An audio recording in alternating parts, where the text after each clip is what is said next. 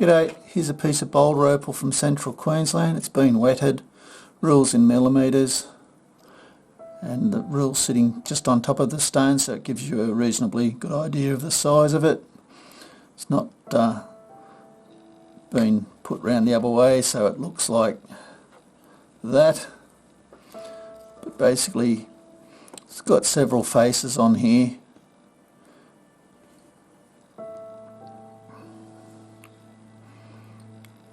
Bluey greens through here, a little bit of colour through here, another face, very nice gemmy material just in here. Now this is where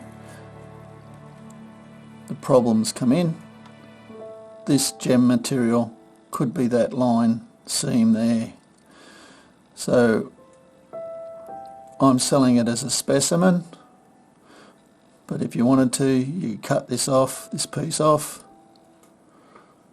and chase that line, and that's where all the gems, Boulder Opal gems, are chased from these fine seams, sometimes thicker like this piece, but quite often the gems are these very fine seams, and it's basically game of sacrifice some of this to get to that and maybe get something better, or maybe not.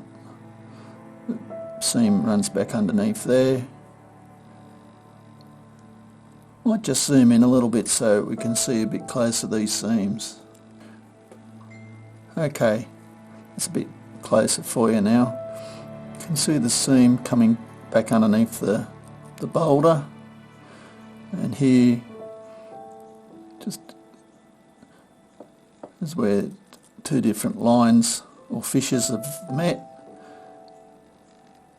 and this particular piece here goes up, I think goes underneath there and comes out on this line, and that's what I was saying about having to cut some of that off. Cut that off there if you wanted to start chasing the seams, otherwise just keep it as a specimen. And of course here there's more seams that you might want to look at. But it's a good example of a piece of boulder you maybe like just keep it in your showcase. That's it. This part here is the outside of the boulder, the rest of it's but when it's been cracked open like a nut.